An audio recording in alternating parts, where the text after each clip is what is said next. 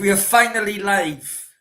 Now, Sam is blaming me. I'm blaming Sam. It's up to you guys to figure out who is to blame for being 5 minutes late. Anyway, welcome to Football Brownie. Hope you're well. Keeping safe. Keeping each other safe. And as long as you're not a Swansea fan, spreading that love right across the world. Because I've had a couple of beers. Basically, because I can't get my head out of my ass after Cardiff's defeat on a weekend to those wankers. Okay, Sam, how are you, my friend? Yeah, not too bad, not too bad. Glad to finally get going after the debacle that's you with Twitter and everything, because I know you have a new profile every other week, so it's difficult to keep Well, up what with, happened, guys? Yeah, what happened is basically after I come back from my holiday, my original Twitter profile, Elon Musk was saying no fucking chance. You don't know the passwords. You don't know, your old email. Elon Musk was telling me a fuck right off. So I had to build a new one. And then I got money in a crypto wallet, a really dodgy crypto wallet. Shitcoin. Yeah. And I wanted to get it back. I ended up harassing them on Twitter, and they banned my new profile. So, yeah. Anyway, we're going to chat. Lenny was the first one in. I think Lenny been sleeping now ever since because we've been late. He says, "Hi, Lenny. Hope you're well, mate." Evening, Lenny. That Cardiff City fan. Hope you're well, mate. What do you think of that fucking debacle on Saturday, mate? Mr. Tom, I thought you were working, mate. Fucking big up, Tommy. Watching YouTube while he's working. Tommy. I tell you what, he's multitasking. He's multitasking. I've always been told men can't multitask. Is that right? Exactly. We can't multitask apart from Tom. Tom, he can multitask. Brownie is so. Oh, I know, mate. I would proper harassing them if I'm honest with you. But nothing. Companies like that, they just got bots to reply to emails, Sam. Do you know what I mean? Yeah, it's become like that with most companies now. They use these bots for just general stuff, and you can't talk to anyone anymore. It's just a joke. I know. They don't care about customer service. No, it's like my back. Like something that's really got to me that I think is so annoying is my bank is now just an app. Yeah. Everything to do with my bank, everything I want to do with my bank, whether it's overdrafts, loans, credit cards, anything, I've got to do through the app, and it's an algorithm, and everything's run through the app. Your credit rated and all that, all through the app, and it's just the app that's running everything now. You can't talk to anyone. No one's going to answer you any questions. I mean, you can send in a generic request for help for something. Can you help me maybe find out what's the best savings account or whatever like that. Yeah. And the rest is all just through the app. It's just ridiculous. I miss the old days when you could talk to someone and actually get some proper advice. Absolutely, man. Even though I was found not guilty after my holiday, I was sent home, and my Dubai bank still got my frozen assets. Yeah, of course. Yeah. You know what I mean? And I'm paying this freaking lawyer, to go back and forth to the bank and to the police and everything. Nothing. Yeah. Still fucking frozen. Yeah. Wankers, man. Yeah, a joke, mate. Anyway, forget about my banking and my dodgy banking. Just in case people are listening. Right, okay. Always against... I know, mate. I know. Do you think, Sam, you can come in on this, right? With local derbies, yeah, local lads know what it's about. Yeah. Now, as that Cardiff City fan mentioned recently, we've won one in the last 5 derbies, and I do believe that is simply because Swansea have got more local lads coming through than Cardiff, and they're up for it. I think there's a definite point there you got there. I think I think when you got just like foreign players who have no, they haven't been in the club very long. They haven't got much tenure in the club. They're not really going to have that feeling. They're going to know about it because the players and the other players and the staff and everyone, they're going to let them know about it, what it is. But it's not going to have the same feeling and meaning for them. But whereas you come up through the club, if you've got more youth coming through and you've got players who have been there, say, longer and more seasons and know more about it through being there longer, I would say definitely that means more to them. Definitely. I never forgive Dave Jones when he was manager of Cardiff. We were always there or thereabouts in the playoffs and getting automatic. And Swansea, they got promoted from League One, and it was the first time we played them for 20 years, I think. And Dave Jones, when the media asked him, his response was, "It's just another game." Yeah. Well, it's not just another fucking game. Do you know what I mean? And it's that kind of attitude that pisses me off, I tell you. Yeah, no, it's true. There's that rivalry. There's those games that mean a lot more, and especially the local derby, the big one, that means more than any other game. You're dead right. That should mean the same for the players as well as it does for the fans. Absolutely. Yeah. And unfortunately, with a lot of foreign players now, especially if they have, like I said, if they haven't been at the club very long, they're not really going to have that feeling, are they? Unfortunately, but that's the way it's become, hasn't it?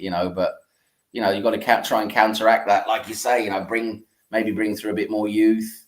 If you've got the players there longer, they've stayed a few more years, they might have got it more into them, and all of that. Well, Cardiff had a great youth system, and when the new owner Tan come in, destroyed it basically. Yeah, Tan ruined a lot for your club, didn't he? He ruined a lot for your club, didn't he? I mean, Salmerman, under Salmerman, we had Aaron Ramsey, Joe Ledley, Chris Gunter, and quite a number of lads coming up through at the same time. But Aaron Ramsey, of course, was a star one, and we hit financial turmoil, and the new owner just fucking let it go. That meant all the local talent then was hunted by Swansea. Yeah. And now they reaping the rewards for it. I think clubs should go, especially clubs lower down in the system, should focus a lot more on youth development, I think, now. And just try and bring through youth players, like an Ajax system, you know what I mean? Yeah. I think that would be a lot more beneficial than taking chances on foreign players and who have no real feeling or real connection to the club and all of that, and then you've got the chance you lose money on them and all that, and then all this financial fair play rubbish now, this self-sustainability stuff that's just gone completely through the window now, hasn't it? With all you can see what's going on with Forest and Everton now, it's all a bit stupid, isn't it? The way all that's come through the wash, isn't it? So it's not really fair, is it? So no, I think. What do you think? I think lower clubs. You're talking not necessarily championship level. That's still quite high, of course. But talking about like maybe League One, League Two, and further down. That maybe clubs should start looking at like more like an Ajax model. Like bringing through youth, and of course, to sustain your club, you're gonna have to sell some of your top talents. But if you say you get 2 or 3 good seasons at your top talents, you might jump up a league or two. And all of that.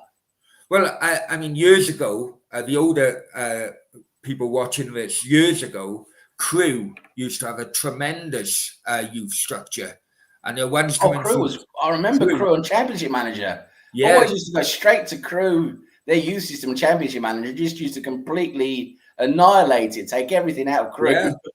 Dario Gradi was there for about 30 years. Yeah. And that's basically how they got, they got up to the championship at one point. But it basically bring them through and sell them off. That was a business model, Quite a few big names came through Crewe, didn't they? Yeah. Yeah.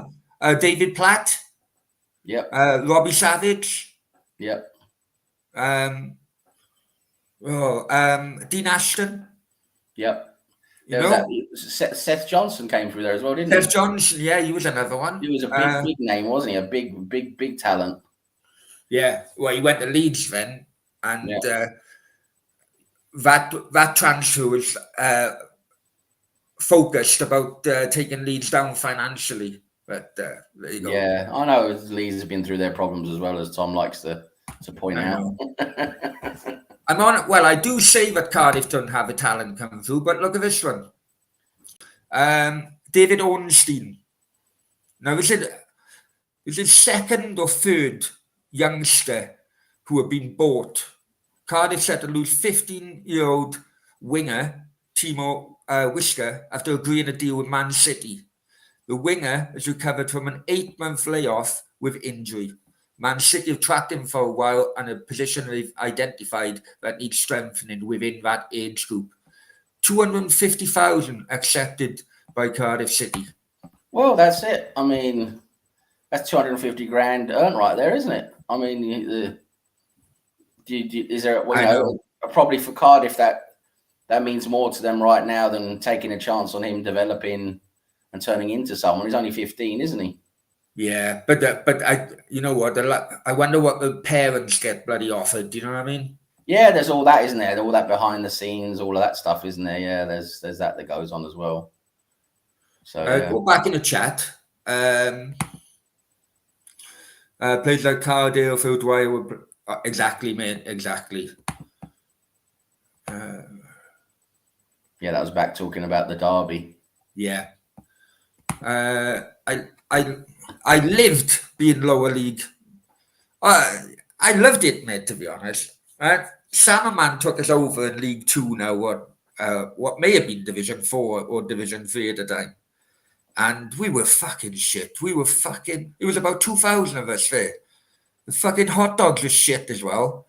And it was like, what the fuck am I doing here? Apart from having an opportunity to speak to my mates while the football was going on. The football was fucking useless. Right? But then, he overspent, but he took us, to championship level. Salmon left when we were actually top of the championship. Yeah. But those times were just fucking brilliant watching Cardiff. Yeah.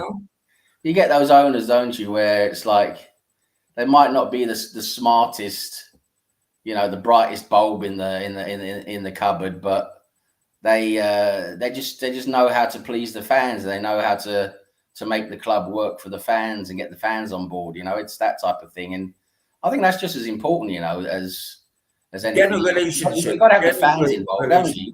You've got to have the fans involved in all what's going on, haven't you? Well, basically, how Salmon worked it, right? He took Wimbledon. He started the project of Wimbledon going to Milton Keynes. So, people are always weary of him. Do you know what I mean? When he come in and bought Cardiff. And then how he worked it was that he knew there was a hardcore element who took it a bit extreme, supporting the club, right? Yeah. And it's actually on TV, on documentaries. And he was meeting with them all, and he loved it. And he played with, he played with us.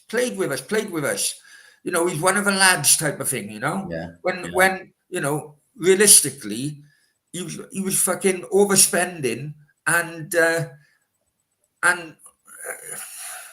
from a it wasn't business really his money. If he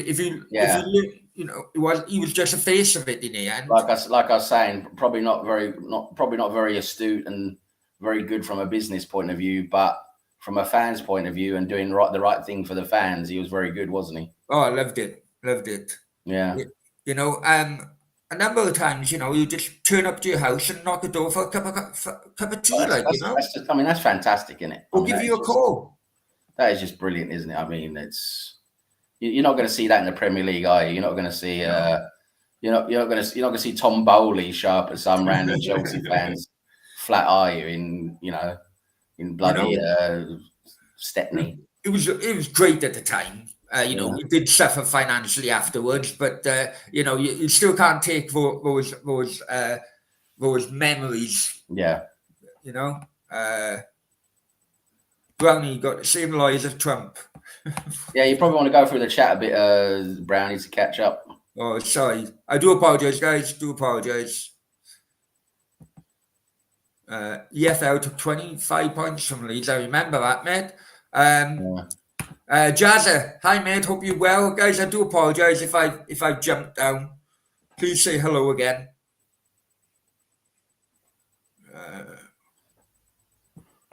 Seth Johnson, yeah. That transfer and the goldfish tank. That's another thing that always highlighted when you're on about Leeds going bust.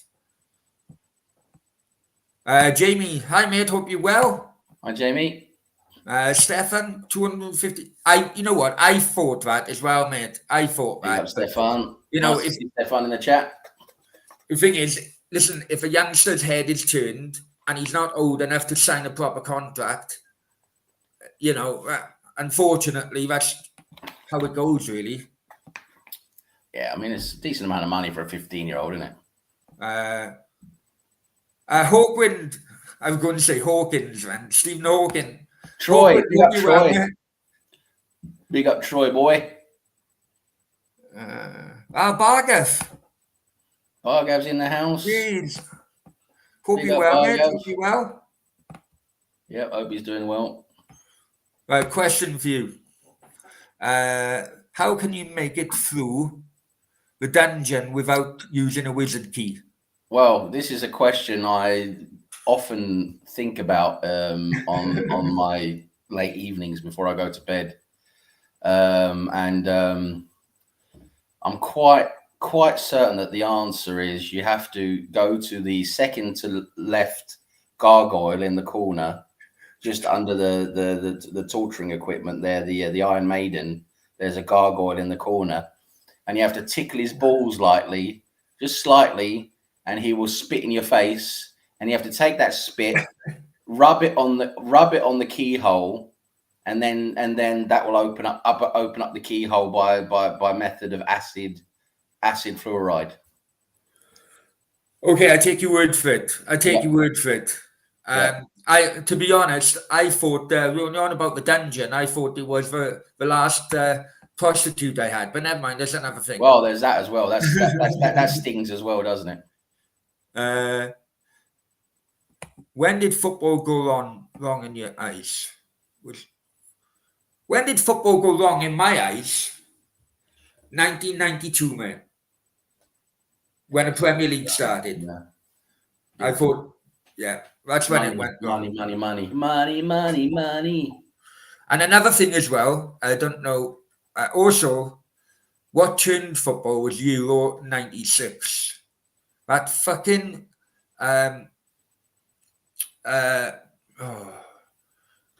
it's coming home with Badil and Skinner.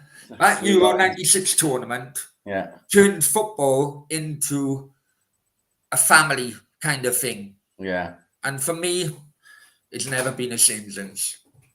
Yeah. But 92 and 96 for me. How about you, Sam? No, I think 92 is definitely the turning point, isn't it? When they changed over to the whole Premiership system, and Sky bought up all the rights for broadcasting from normal terrestrial television, and brought all the money into it, the money factor into it, because it's just, we knew it was going to happen. The big clubs, the clubs that are going to be winning, or up at the top, they're going to be just getting better and better and move more away and away, and there's not going to be a fair spread of that money. It's not going to be even. So yeah, it's just that's where it's gone wrong, really. And at some point, they're going to have to figure out some way of bringing it back to some kind of normalcy. But I'm thinking in kind of some kind of way, and this is a discussion for another evening. We'll have to pick it up another evening. But I'm thinking things are sort of possibly heading that way by, in a natural direction, because,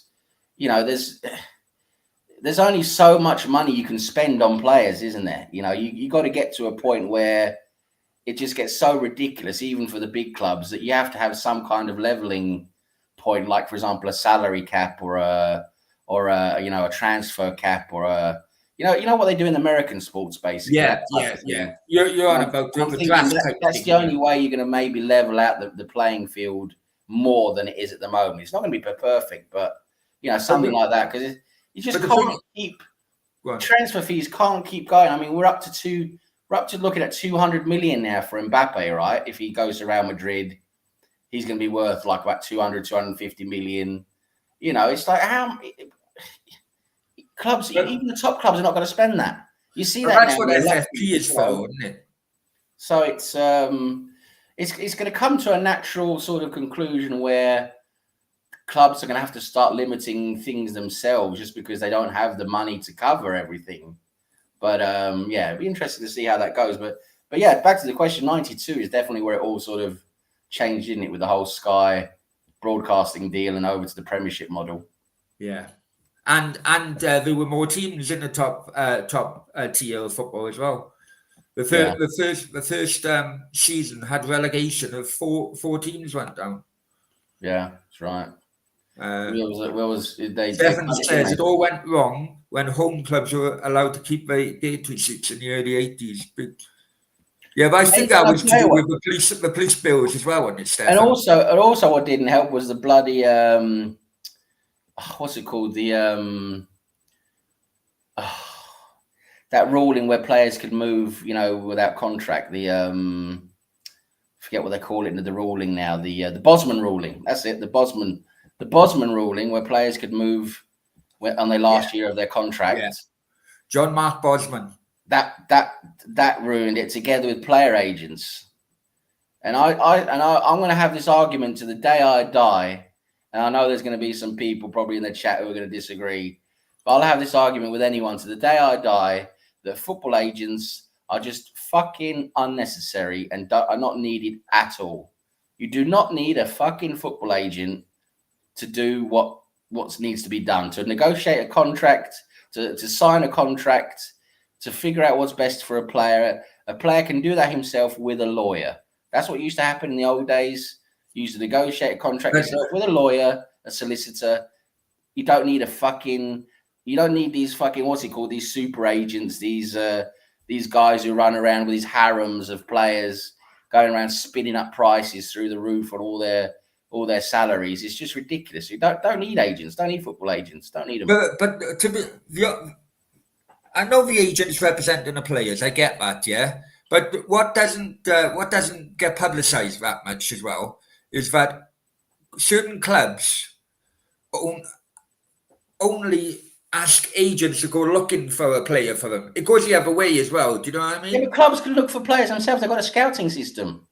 You don't need agents to know what players you want. It works out cheaper, doesn't it? If you just ask an agent, like, you know, but you should know what players you want. You should know, you know what kind of valuation they have based on other similar players. You know, agents are not needed. They're just, in my opinion, and I will argue this for hours and hours, they're just not needed. This is a good point by Cardiff City fan on about the 92 thing. Jimmy Greaves should be top goal scorer, more than Sheila. That's bang on. Absolutely bang on, mate. It does my nut in things like this. It really pisses me off. How do you get laid in a brothel? You just pay the money, lie back and think of England. Or Wales in my case. Shall I jump down a bit? I think Tom asked me if I have a fan club, and I do have a fan club, and Stefan is the chairman of the fan club, the Sam Greenwood Appreciation Society. You have to write into it's run by Stefan Antonio's ghostly porn writings, and you have to write to him. He's the head chairman. We have a summer do every summer where we set up a glory hole in his garden. It's great. Well, I tell you what, Stefan runs my fan club, but the previous leader of the fan club was my ex-wife. No wonder all them 30 quids have gone somewhere. Do you know what I mean? I don't know. That's where those 30 quids went. Bloody hell. I know. Stefan agrees with it. Agents take a piss. I do. Question of Brownie. If your middle finger slips through the toilet paper, well, mate, listen, when I was on my holiday, I had nearly 2 years of not having toilet paper anyway. But go on, I'll go with it. How do you think? How do you think Brownie mines for his shit coins?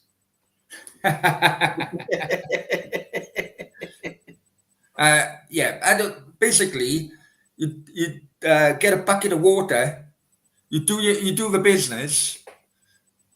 Put your hand in the water, and then clean yourself. That's how it used to work. No soap, and then you expected then to eat food out of the hands an hour later. Oh look, Bargav's trying to make an argument for agents here. Okay, go on. Happens then, most people. I agree. I was going to bring this up. You wouldn't believe how thick some footballers really are, mate. If I'm honest with you, I know you said lawyers can do it, but that's their own fault, isn't it? But it's not the same kind of. A lawyer wouldn't be the same kind of feel-good factor than what an agent would to protect a player. The thing is, with salary, right? You should know roughly what level your salary is at based on. You should know what other players earn. You know, I don't think it's a mystery what players earn. I think they know pretty closely what each other earn. So you know roughly based on where you are in a squad and what level you're at, roughly what you should be asking for. It's basically the same as we do in our normal working lives. I don't have an agent going to negotiate my salary review every year. I do that myself. It's just it's not really needed. It can be done. It can be done if they just know what they're doing. If they don't know what they're doing, that's their own fault. And Bargath is right there. Agents work 24/7. Some agents are basically like father figures to some of these kids because they grab them at teenage years and they part of their lives right through. But do they still need to be part of their lives? No, they don't. You don't need an agent. You can have sports. You can have sports psychologists. You can have sports therapists. You can have all these other, people that clubs can provide can do all of that. Or you can have Brownie just sitting in front of his fucking computer on a phone. Well, that's what agents are. Agents are basically people who have just come in and seen. See, they're just grifters, aren't they? Agents are grifters. They just come in and seen an opportunity to make some easy money and do an easy job, and that's what it is.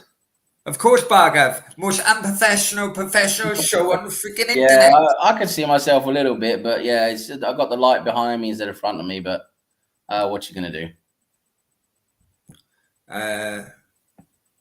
Sam, are you saving electricity? Yeah, as I'm saying, I got the light behind me instead of front of me, but no one wants to see what I look like anyway. I'm an ugly fuck. No, is that it? I think that's it. That's it. Down to the bottom then, eh? Okay, let's go to the scores over the weekend. 1 second. There's only the FA Cup games, really, weren't there? And a bit in the Championship. Yeah, we started Saturday. I don't think there was any games on Friday, was there? No, I don't think so.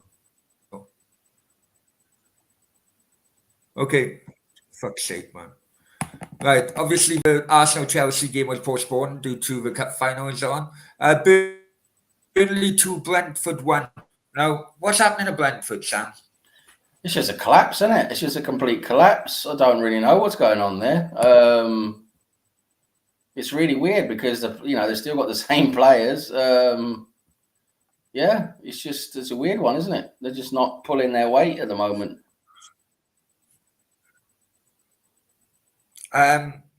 There's a good friend of the channel, Clive, the Brentford guy. He's come in to chat a few times. I've had a few videos with him, and I love Clive to bits, to be honest. And he goes to Brentford from a Yeovil area every week. But unfortunately, the way they welcome back Ivan Toney didn't fucking fit well with me. And because of that, I hope fucking Brentford go down, I'll be honest with you. Yeah, I think they've got welcome him back. There. A cheat, basically. Yeah, I think they've got a few internal issues in the club as well, I think. There's some issues with a couple of the players and stuff like that. Okay, so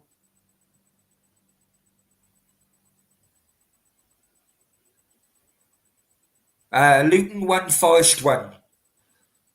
Both teams needed to win that one, didn't they? A draw was not good for either. Forest got 4 points knocked off now, didn't they?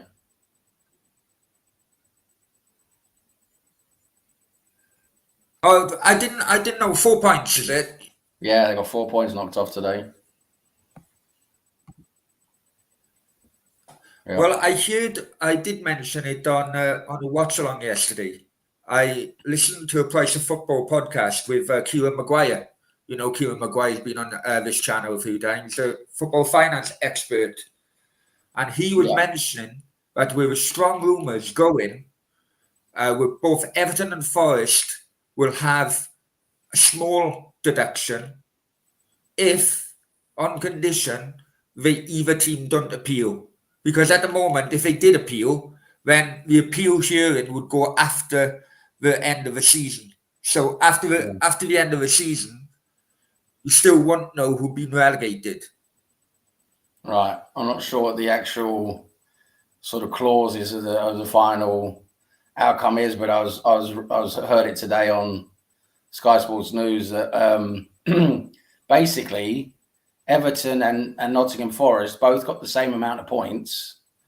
That means that Nottingham Forest were really they were going to get 6 points, but it was changed to 4 points for mitigating circumstances because they were so clear and transparent and so helpful and worked within all the deadlines within the investigation. So they got a like a help bonus. Well, basically, what it was a transfer of Johnson, wasn't it, that went to Tottenham. The end of year. Yeah, I think it's like 25 million or something like 25 million. They were over or something like that. It's like some 25 or 35 million. But anyway, because Nottingham Forest was so open and transparent and worked within the deadlines of the whole investigation, they managed to get away with 4 points instead of 6 points. So they've got 4 points, and that's put them in 18th now. If they were, you know. So they're in 18th now, and that's pushed Luton up to 17th. So as of right now, Luton are out of the relegation places.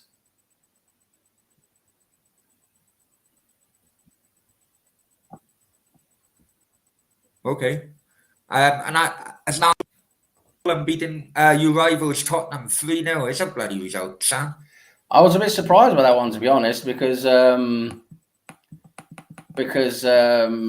you know, Fulham, they're even though sometimes they can be good. I mean, remember they had that little spark a few weeks ago where they had like 3-4 games in a row where they were scoring like 3-4 goals and doing really, really well. Yeah. They were like playing really mad, good football all of a sudden for like that little period going back. I think that's going back like a month or so now, maybe a bit more.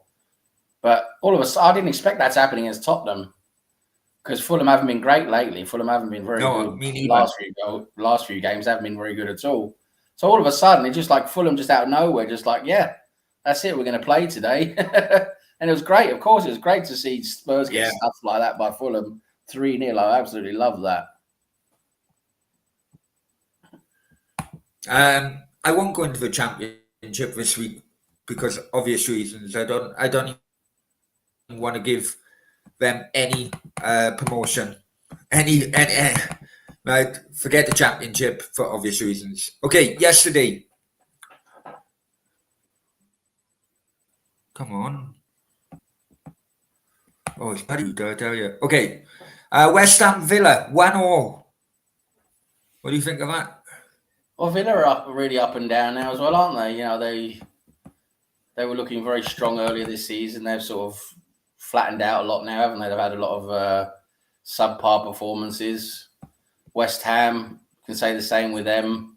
They've had a bit of a roller coaster season, haven't they? They'll have a good game, a bad game, a good game, a bad game. So for both their teams, they're pretty similar in terms of their form and the way they play. So yeah, I wasn't really surprised to see a draw there, to be honest. I forgot the bloody FA Cup games, but never mind. Leeds beat Millwall yesterday 2-0. Leeds are top of the league. Well done, Mr. Tom. You got to give credit The to FA Cup on Leeds. Saturday, what was it? So you got to give credit to Leeds. You know, I know we will have a bit of banter, a bit of fun with Tom with Leeds and everything, but they deserve credit for. I mean, they've pulled back a lot of points to get to the top of the league where they are right now. They really have. They've had a real good run of games. The rivalry between Cardiff and Leeds. They will never get any credit from me. Nah, that's fine, Brownie. That's fine. But yeah, I mean, I just think from more of an outsider perspective, you know, more someone who's a bit more neutral in that regard. I just think you know the way they've played the point streak they've had now since Christmas basically has been incredible. Yeah. No, I do agree. I'm only winding Tom up, but I do agree with you on that. I know. Yeah. Okay, the FA Cup, Sam. Yeah. I understand you watched the Wolves Coventry game. That was a crazy. I watched the 5-10 second minutes, half, which was bloody good.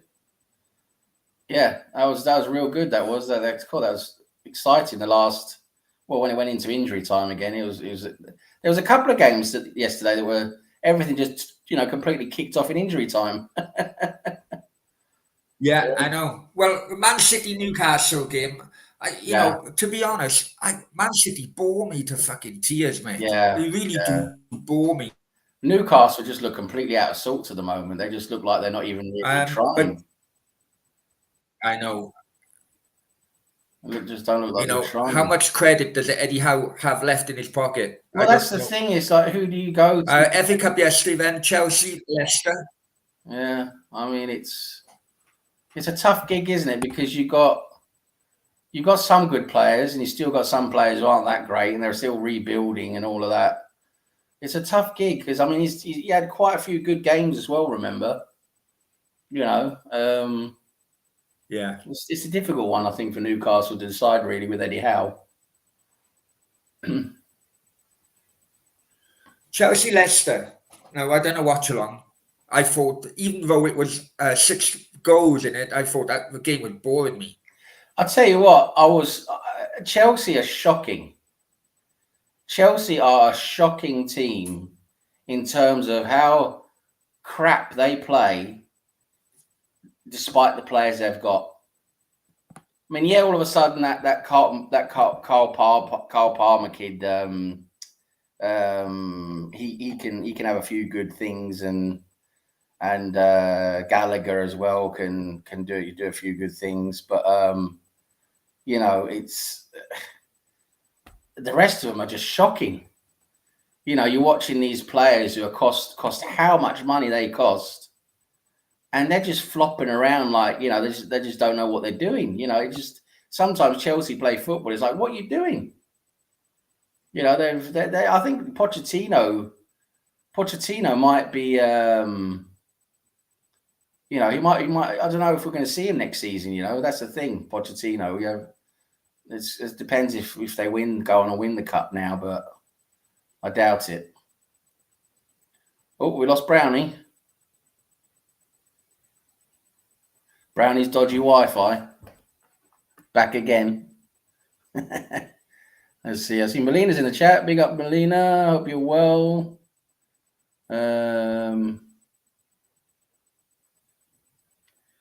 See Colonel Ward's in the chat. Big up, Colonel. Yeah, it's an interesting point you make there, Melina, about the fringe players who don't play, like the Murray Hutchinsons and that lot.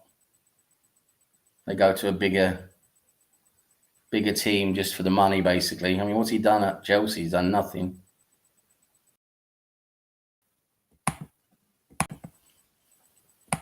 There you are. I don't know what happened, man. I don't know what happened. I don't know, but it's fine. It's fine. You're back. Yeah, sorry, guys in the chat. Yeah, the Liverpool Man United game. How did you think about that? That was a great game.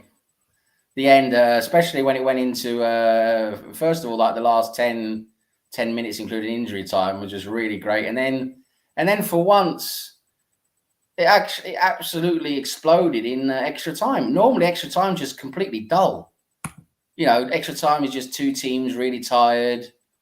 Yeah, big up Melina. I said hello to her while you was away. Melina. Thank you for coming. Much appreciated. Normally, Brownie, I'm sure you'll agree with this. Normally, extra time is just like there's no point in it really anymore. Teams don't really do anything. They're tired. They're cramped. They just want to get through to the penalties really and just get it done and over with. That's what teams seem to be doing now with extra time. But this time between Liverpool and Man United, extra time was incredible. It was brilliant. There was so much football going on backwards and forwards. It was brilliant. But I think we're going to see extra time go completely. I think in England now soon. I don't think we really need it anymore. Just go to penalties and get it done with. But I tell you what, Marcus Rashford, I know he scored the equaliser, but that miss before 90 minutes, I thought was shocking. The guy he's not very good, is he? It's like that Jackson fellow for Chelsea. I can't stand him. The guy couldn't hit water if he fell out of a fucking canoe. All of a sudden, the ball hits him and he goes in and he's got a winning goal. He's just flukes it most of the time and everyone loves him. He's got a bit of pace on him. Jackson's a quick player and he could be a bit tricky, but most of the time he just fluke the ball and the ball will hit him and go in some kind of luck. And then he'll miss 10 complete sitters, and then everyone loves him. He's useless. I can't stand him. So, out of the 4 teams left, who you fancy for the FA Cup? And guys, you can all answer that. It's got to be City, isn't it? It's got to be City. Yeah, I agree. I just can't see anyone beating them. They're just too good. Unless they have one of those floppy days, they might have a flop day. If they have a flop day, they might lose. But I just can't see them losing against any of those other teams that left. Melina said Leicester played well. I tell you what. Well, funny, that own goal was really funny, I'll be honest with you. Yeah. And Coventry home we can beat Coventry, both at Wembley, mate, but I can't see Coventry beating United, to be honest. They've got a couple of decent players, haven't they, Coventry? They've I forget their names now, but I remember that a couple of their attacking players look pretty good. Well, they got to a playoff final last year, didn't they? So, they are used to Wembley. So I think they could get. I think they'll give United a bit more of a challenge than what they're probably thinking. I think I don't think United are going to have an easy day of it, but I just think the quality.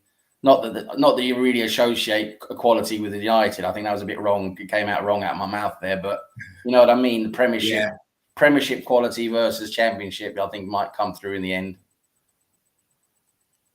WrestleMania, no way. Sorry. That's Tom and the lads. Tom and okay, let's a couple of topics before the hour is up. Bear with me. Yes. Okay. On the Facebook page, guys. Yeah, on our Facebook page. If you're on Facebook, please check out Football with Brownie on Facebook. Okay, a few dodgy issues happened. Oh, that's terrible. Sam. Incredible. How old is this guy? That guy is in his 40s at least, isn't he? In his 40s. Probably. Well, I'm 45 and I thought he looks older than me. Yeah, he looks like he's at least in his late 40s, I'd say, probably in his 50s. And it's just disgraceful, isn't it? I mean, I don't get how people can do that. I really don't. I mean, it's just completely wrong. And I hope they find out who he is, and I hope he gets banned for life. Well, his life is going to change after today. I'm telling you. Well, yeah. If the right people find him, probably will. Another issue happened during the game yesterday. Smoke bomb went into the disabled section. Again, that's just. Some people just need a lobotomy, don't they? They just need their brains switched out. I mean, it's I don't get. I just one thing is banter and you're having a laugh. You're saying, "Oh, your team is shit, your players are shit, you got no history."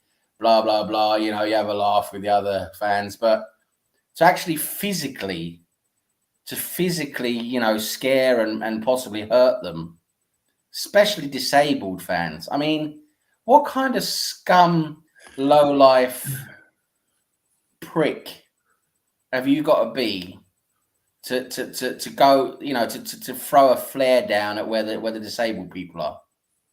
I mean, I'm all for pyrotechnics at football. I think it does help the atmosphere. yes, However, of course, but you got to. However, it has to be responsible people taking be responsible for them. Do you know what I mean? And if anything happens, it's on their head. If it's an accident, okay, it's an accident. But from what it seems like, it wasn't an accident. No, that's the thing. If it's not an accident, there's no excuse for it. Going down. What happened in Turkey last night? Did you see this? No, I didn't see what happened in Turkey.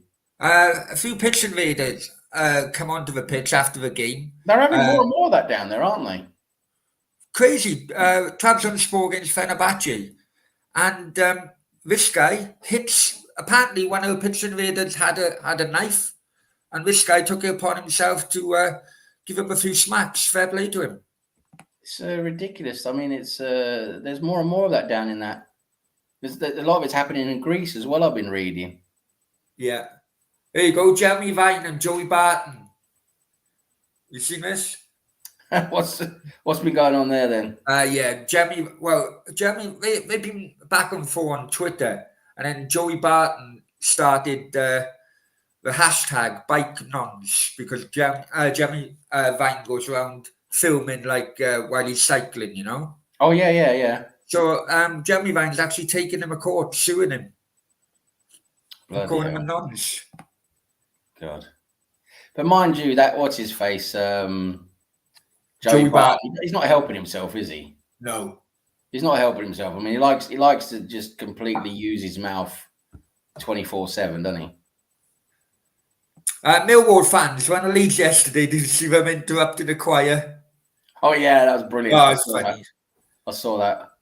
Fair play to the ladies in the choir. I've got to give Millwall fans their due for their banter, like they do with Leeds fans, with their messing around with Leeds names and that. You know, they call Gnonto, they call him Gnonso, and Farker, they call him Fucker. You know, it's good fun, isn't it? Yeah. It really is. It really is. I know. Oh yeah, that was Bocker. That was me. Look how old those photos are, Sam. Huh? That was me in the Manland Derby. Zero, mate. That is a serious stadium right there. That is an iconic. You know, if you, I think if you went to, say you went to 100 random, and I would say like serious football fans, people who are really into their football, you know quite a lot about football history. I think if you went to 100 random fans around the world, and I think if you asked them to rank their top 5 stadiums in terms of iconic, iconic stadiums, I think you would get, out of that 100, I think you'd get 95 people or more would list San Siro in their top 5. I really do. Years ago now, though, I'm looking at the date again. 3rd of, when did I go there? 3rd of March 2002. I see Tom's got a question for me. Can I just address it? Yeah, son, man. Tom's got this special level of communication tonight. I have to stay on my feet. I'll come back to that part a ways with another question. Okay, if I happen to be a mother of 3 from Basildon, how can I afford a trip to Philadelphia on April the 6th? Well, first of all, you have to make sure that Vince McMahon doesn't shit in your face. And as long as he doesn't shit in your face, then what you have to do is you make sure you plug your OnlyFans account for all it is by including special lewd sex acts with Kermit the Frog. Now, as long as you do that and you use an extra little bit of Tommy talcum powder to do it, then yeah, you should be all right. You should get that extra money from OnlyFans. Should get you over the line. Should get you over to Philadelphia. I'm not saying nothing about Basildon. I'm not saying nothing about Basildon. Because Sally from Basildon, she's a hard worker. You know, has 3 kids. You know, has mouths to feed, and that's not easy. She's a hard worker. Let's go back up to Aways' point, because someone did ask me this. Right, Aways says, why put the disabled section below the away fans? Well, that's Man United's fault. Actually, it's not Aways, right? I have mentioned this a few times. How they get safety certificates now, you need the support from the police, and you need the support from the local council. And it's just like any new stadium, wherever there's an away end or an away section, you normally would have family enclosure next to it, so that it doesn't have any confrontation, right? That's where the disabled section is, by the away end, because that is the only way you're going to pass the safety certificate with the council and with the police, because they don't want confrontation, inside the ground. So that's why they do it. That's why disabled sections are normally next to the away end or near the away end, and definitely family enclosures. So that's the point. So it's not United's fault, I know, but yeah. Well, it's still, if it's an accident and one of those flares goes wrong, right? You don't intend it to go where it goes. That's an accident. Even though you probably shouldn't be using flares. I'm pretty much against flares, to be honest. If I'm honest, but fair enough. But if you're using flares and something goes wrong and it's an accident, okay, it's an accident. But from what I was reading, it seemed like they was actually targeting. They was actually putting flares down into that section, and that's just completely off. You just can't do it. Okay, Belgium's away kit has been designed. Do you remember Tintin as a kid? Yeah, I remember Tintin. Yeah. Belgian cartoon, wasn't it? Yeah. So they got the design copied off Tintin's. It looks awful. It looks fucking awful. Right, have you seen this? What's this? Have you seen this? I'm going to. That's what happens when drunk people try to move. Yeah, basically. Hang on. Drunk and overweight people. See if I can. I need to put the sound. Hang on. Aquí en Porto Alegre. Right, I'll do it again. Señoras y señores, penal para River aquí en Porto Alegre. Basically, what he's saying is a penalty. It's a penalty, yeah, taking a dive. That kit though. There you go. A nice photo of Napoli. That is a nice photo of Napoli. Yeah. The town itself was actually pretty shit from what I've been told, but it looks nice from what's that aerial photo. Is it not Etna? Is it? It's Vesuvius. Yeah. I think it's Vesuvius. It's a volcano. Yeah. Hopefully it'll explode soon and get rid of Napoli, but it's all just mafia. It's all just right. There you go. Right. Last topic of the night. Right. Who's the biggest traitor in football over the years, Sam? The biggest traitor? Yeah. Now, highlighted 4. Now, it can be anybody in a chat. You can. There's been some big ones. I mean, Figo was a big one, wasn't it? I mean, right at the height and pomp of both Barcelona and Real Madrid, their huge rivalry in the early 2000s. For Figo to change, that was huge, wasn't it? That was a huge one. Yeah. That was the first time a player gone between those two clubs for many years. And that was right at their, when those two clubs were the two top clubs and they were, maximum rivalry. That was really probably the worst time you could go as well. Yeah. For Sol Campbell, I can understand where Spurs fans are coming from with that, because for Spurs fans, it probably hurts a lot. He's a captain as well, wasn't he? Because he was their captain, but from a Sol Campbell perspective, and you've heard all the interviews since, he moved to Arsenal. It made perfect. He didn't have to move. His family were London. His family wanted to move to Arsenal. It was just a perfect move for him. Basically didn't have to do anything, just sign for Arsenal. So if memory serves me right, you can correct me if I'm wrong here, right? He ran his contract down. While running the contract down, he did say that he was going to sign a new contract with him, didn't he? Yeah, there was all that. Yeah, I know there was a lot of bitterness around that because he did. I think there was at one point where he was thinking, he might sign a new contract, and I think he probably said he would. And there's a lot of bitterness around that. And listen, from a Spurs point of view, a Spurs fan point of view, I can understand how it really must have felt really bad and really bitter and everything. Absolutely, and they must have felt really betrayed by him. A real traitor. But from a player perspective, he was never going to win anything at Spurs. Their team back then, was quite mediocre. They weren't a great squad.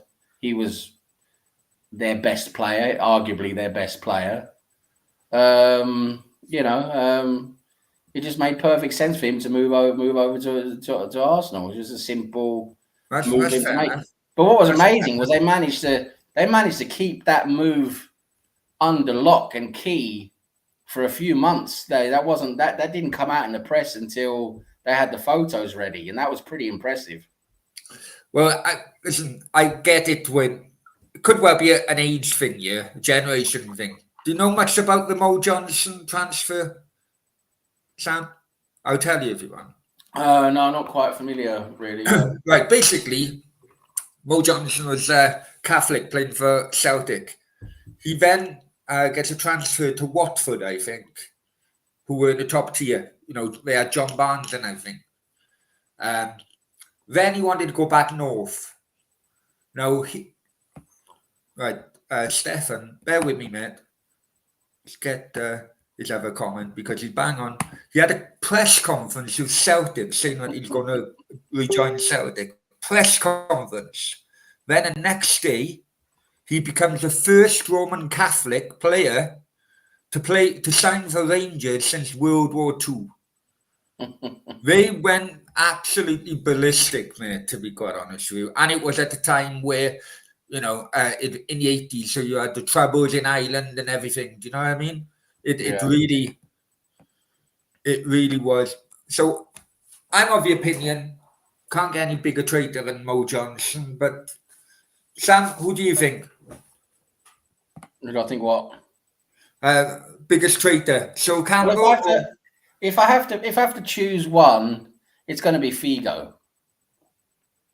It's going to be Figo because it's just like I said, right at the height of that rivalry between Real Madrid and Barcelona, early 2000s, and like you said, no one had done the move for many, many, many, many years, and all of a sudden, he just does it. It was that was pretty spectacular, to be honest. That was pretty. I do apologise. Stefan said Nantes. I know he played for Nantes. I do apologise rather than Watford. Right? You did play for Watford as well. Mr. Tom comes in with a few. Paul Ince. That was another one.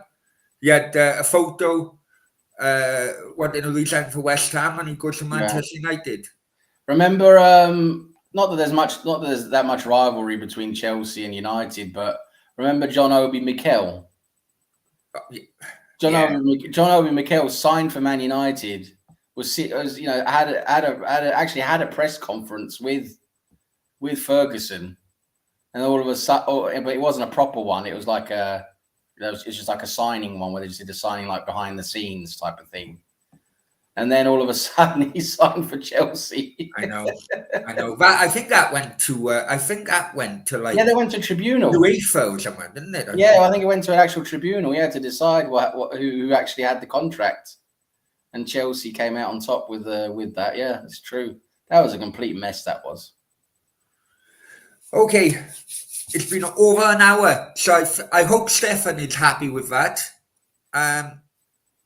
Thanks, Sam, for coming in. I know. No, it's been a good laugh, mate. It's always good. I know that you're tired and everything, guys. Many thanks. Hit that like button, yeah. I keep on forgetting. Yeah. Hit that like button. Hit the like button. And the figures are above, and going well at the moment. Progressing. Yeah, I know. It's fucking hard work, man. It's hard work when you know you're not getting paid for it. Yeah, you have a laugh though, don't you? Yeah, but you. Oh, absolutely. You put out loads of stories during the day, don't you? Loads of short stories and stuff. So it's good. Yeah, I got fuck all else to do at the moment. That's right. Yeah. Right. Preaching the choir. Right. I think Mr. Tom told me that Guy was going live. Soon. Going live 11, I think, or something like that. So let me get off here, and then I'll pop over in the chat, guys. Many thanks for joining. Much appreciated. Please hit that like button. Sam, much appreciated, mate. Cheers. Thanks a lot for having me, Brownie. Been great as always. Thanks to everyone in the chat. You're all brilliant. Thanks for taking part, and we'll see you again another night. Thank you very much. Cheers, mate. Cheers, guys.